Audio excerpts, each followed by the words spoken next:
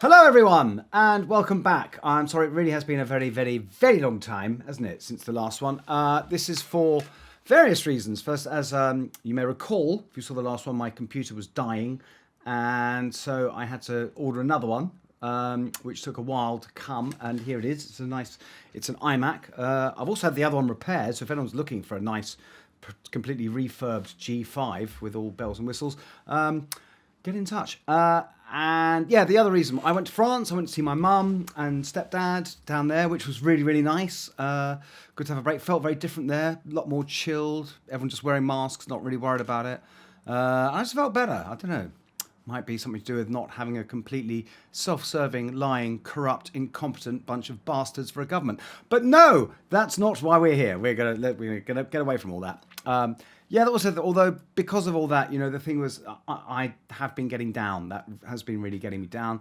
And the whole point of this thing is I'm here to bring you joy.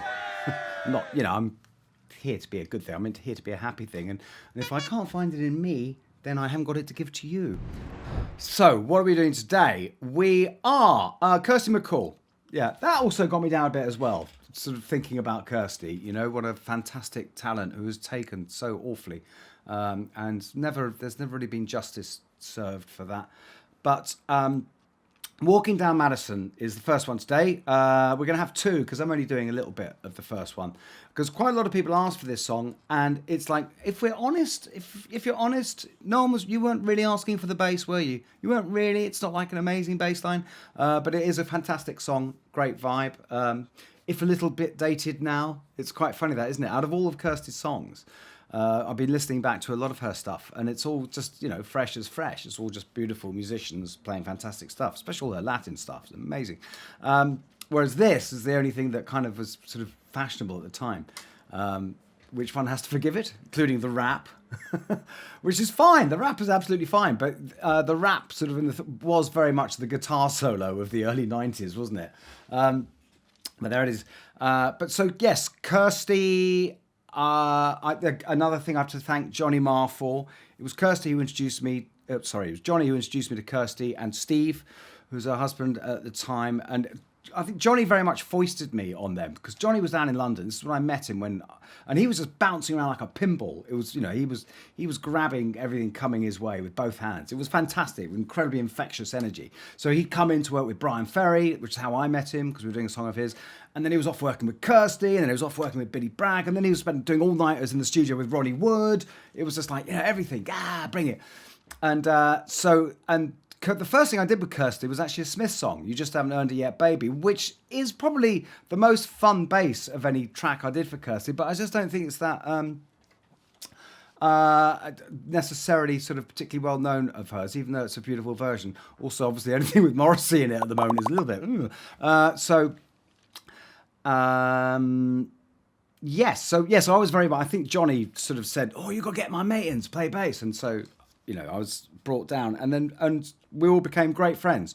And I'm eternally grateful to Johnny for that. And I must say that I played on some fantastic records with Kirsty and had so many great times with Kirsty and Steve around at their house in Ealing and gigs and parties, the Groucho Club, the full 9 yards. In fact, they came to Versailles to see Pink Floyd, which I always remember being really touched by.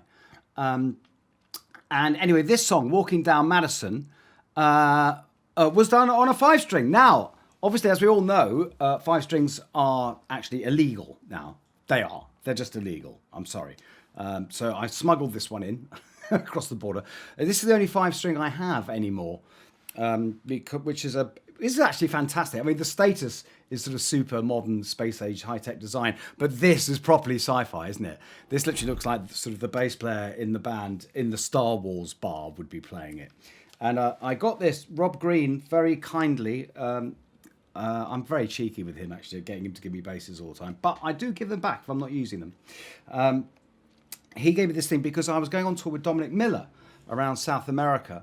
And Dominic's stuff required a 5-string, and I just wanted something small and light because obviously it was, in fact, one of my favourite because it was very much a jazz tour.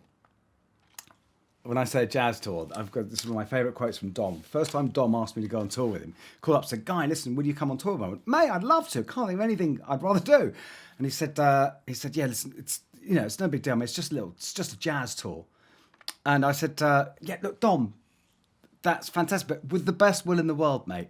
If it's jazz, then I've got to be honest, I'm probably not the best guy for the job." He went, No, I meant the money. Hey! Anyway, so I got this thing because it's beautifully small and light and everything, and it's it's a status, so it's like, and I've always found statuses are actually the only basses that ever work for me as 5 strings, because most 5 strings, let's be honest, as soon as you get below the D, it's just whereas this thing is actually, it's got fidelity and tightness all the way down to the B. So this is what I played. Walking Down Madison, this track which Johnny co-wrote, and how I came to be on this was I wasn't even asked to play on it. I think I just got invited to the studio, because that's another lovely thing, that Steve and Kirsty actually used to just invite me down the studio. If they were working with someone else, they'd say, just come down and hang out. I'd go down, there'd be Pino playing bass, I'm sure he wasn't intimidated by me being around. Might have been slightly different if it was the other way around. It would have been very different if it was the other way around. But anyway, and I think it was Steve's birthday at the townhouse. Been asking the lovely John Brough, who I've known for years, worked on this, and he's been sort of filling in some of the gaps for me. It was Steve's birthday, and so it was just, they said, "Come down, we're having a hang." So I went down to Townhouse Studio 2, the legendary, the great drum room, and I think we were just hanging out. I think the band had gone home or whatever, and Kirsty said, "I've got this track. I've been working with Johnny here." And I said, "Oh, can I have a go?" But I didn't have a bass. I didn't have a bass around. So someone, I don't know if it was actually Fairport Convention, but someone was recording in the next studio. They said, "Well, there's a bass next door, and the band's gone home." I said, "Well, let's just snap it. No one will ever know," right? So someone went and got this bass, and I put down a bass line for it. And the funny thing is, when the album came out, of course, Kirsty did that wonderful thing. I always think it's really nice when people do this, is actually put pictures of all the musicians in the album sleeve, and the picture, and she had a picture of me from that night, from that party, and I'm standing there playing this bass. I think, "Oh, I don't even remember what that bass is." I mean, I was twatted, and turns out it belonged to Dave Pegg, the wonderful Dave Pegg from Fairport Convention, who spotted it. Went, "Oi, what's he doing with my bass?" So there you go. But so yeah, then the track became more of a dance track, and it went to then Howard Gray and Apollo 440 did a remix, and then they decided to do this sort of hybrid version for the single. So I was brought in to come back again, and that was at Metropolis Studios. And so I'm actually only playing on the chorus. I think there's some of me on just some low notes on some of the rest of it, but I'm basically just on the chorus. So that's all we're going to do today. I'm also in the video, which is one of those. This is very much a foible of its time, and that I was sort of flown to New York, and sort of dressed as a homeless person, and then sort of dancing around a sort of brazier, and it's kind of making the point, but it seems a bit, simpler times. Of course, the other wonderful thing, there's great playing from Elliot Randall, the legend. Elliot Randall is on this. In fact, I remember going to hang out with him in New York. I remember Kirsty and I went up to his apartment, and it had Randall on the door, on his front door. And the temptation to get a sharp input and Hopkirk, brackets, deceased, was immense. But of course, it wouldn't have meant anything to him. But yes, in fact, yeah, it was great to get to know Elliot. In fact, it was because of this I got him to come and play on the Jimmy Nail album. That album, Growing Up in Public, which for an actor's pop record does have quite a quota of legendary guitarists on it. It's got David Gilmour, Elliot Randall, Gary Moore, and George Harrison. There you go. I'm right. The waffle is back anyway. The waffle is back for those who like the waffle. Those who don't like the waffle, just go away. Just don't say, "Oh, it was all the waffling," because that's what we do here. That's how we do. It's what it is. There's your Scorsese. So anyway, so here is Walking Down Madison. Just like I said, just the chorus, and enjoy.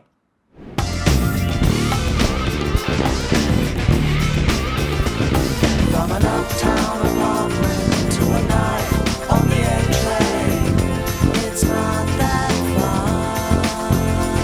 From the sharks in the penthouse to the rats in the basement, it's not that far.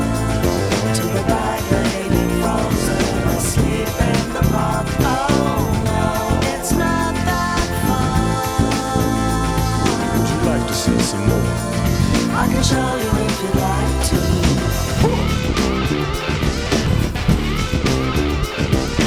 Walking. Right, that was Walking Down Madison. You don't really need me to show you it, do you? It's B flat, C, F. You can figure that out, can't you? So next up is Days from Kite. And I chose this song just because it's a beloved song. It's such a great song, isn't it? I mean, it's from such a great album. It's a perfect cover of a perfect song. You know, I mean, Ray Davies, you know, the man Pete Townsend calls God. What do you want? And I remember doing this session. It was a lovely session. It was just Johnny, me. I think Pete Glenister was there and Mel Gaynor playing drums. And I probably drove Steve mad at this session because I really had to cool my jets for this, because this was the first time I'd played on songs like this, before. And I was right in the middle of this Brian Ferry world of, trying to be Alan Spencer.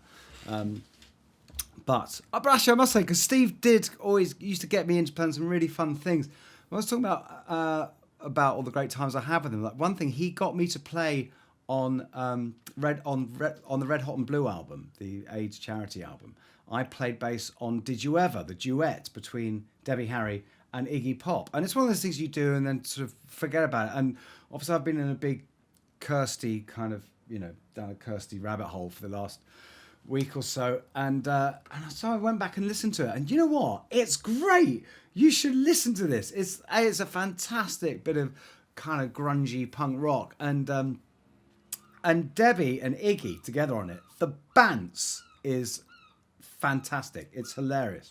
In fact, actually, it was later, round at their house, through Steve and Kirsty, I got to meet Debbie Harry and ended up co-writing and producing a song for her.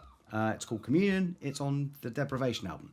So there you are, trivia fans. Anyway, this album, Kite, which I'm sure most of you know, but if you don't, go and revisit it. It's an exquisite album.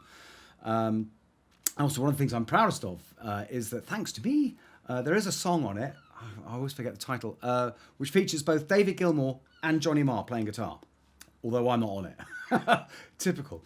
Actually, there's a great story, if you don't mind me waffling. Well, if you do, we'll just go and watch Rick Beato, who's fantastic, sorry. But yes, this album is called Kite. Why is it called Kite? I remember because I'd been the sort of mediator to get David to go and play on it. And after David had done his first session or whatever, I remember Steve calling me up and saying, "Guy, how do we pay David? I mean, what do you do? It's like, we'd just come off the biggest grossing tour in history. So, he was, for them, not for us, for them, it was fine. And so, David was more than flush. Steve said, "What do you do?" I said, "Well, don't get the management involved or anything." I said, "I'm sure, knowing David as I do, he'll probably just say give something to charity anyway." So apparently, Steve, this is when everything was kicking off in Bosnia. It was awful, and we had the massacres and everything happening there. And Steve called David up and said, "Hi, look, David, what do I do about? What do you want for playing this?" And David said, "I'll just send a kite to Bosnia." Steve called me up and said, "Guy, I don't know what to do." He said, "Send a kite to Bosnia." I was like, "A kite? What is it? It's like they've got a war on this. These people aren't playing games, playing outdoor sports now." And so I called David and said, "Hi, David, listen, there's a bit of confusion about you said to send a kite to Bosnia." I went, "Yeah." So, "What does that mean?" He said, "Well, it's rhyming slang. It means check." I was like, "Oh," but to this day, I've never heard, and no one I know has ever heard of this term for check, kite, which of course is now an obsolete term. But that is why Kite by Kirsty MacColl is called Kite. So anyway, onto the song. It's very straightforward, and as a blatant plug, I would have actually probably played this on the Steinberger. This is one of the reasons why I ended up getting Betsy, was because I was doing sessions like this, and kind of turning up with the Steinberger was a bit, really? So that's why, and Johnny was really on my case to get a Fender. But yes, it would have been on the Steinberger, but I'm going to do it on what I call the Betzoid, which is one of my bass centre replica Betsy's, which are just fabulous basses. And I know it seems like an awful lot, but I really like playing them. And so I thought, give Betsy a rest and give her a go. So can't think what to say about this, except it's really simple, really straightforward, and just beautiful. But yeah, let's do it. Days.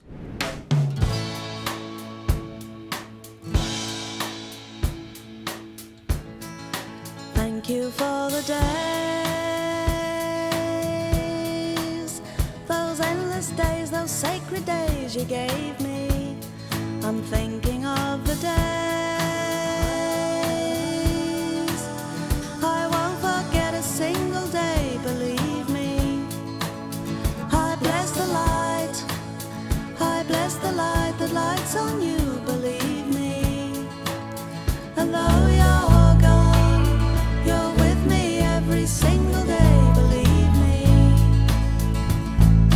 Days I remember all my life, days when you can't see wrong from right. You took my life, but then I knew that very soon you'd leave me.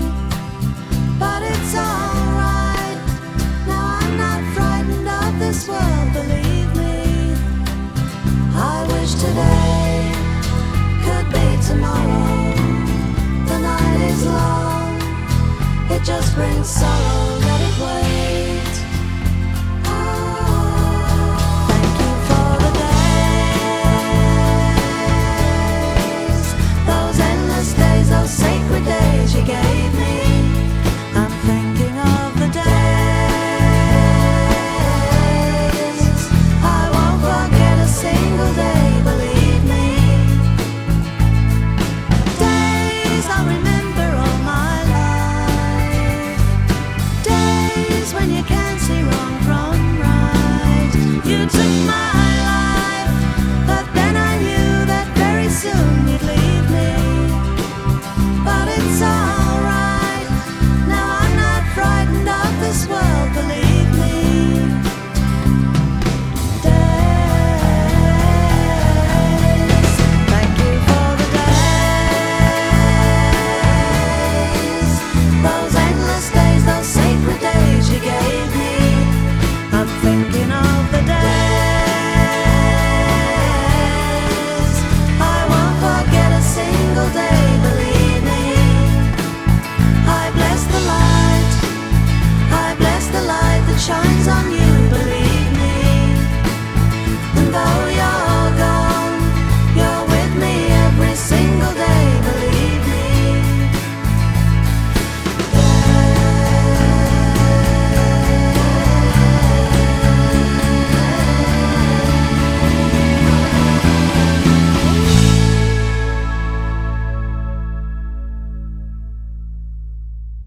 Right. Well, that was Days. Hope you can hear me. Again, I'm not going to take you through that. You can figure it out for yourself. It's basically, it's all in D, A, E, and then it goes up to C. Very nice. Very beautiful key change that, in fact. Anyway, so next time, as I've got this thing out now, as I have actually broken the law, I'm going to do a 5-string number for you. So it's actually going to be back to Pink Floyd, and we're going to do What Do You Want From Me? So everyone stay safe, be good, look after one another, and if you're going out, if you're going to shops or anything like that, wear a fucking mask. It's not difficult. All right, lots of love, take care.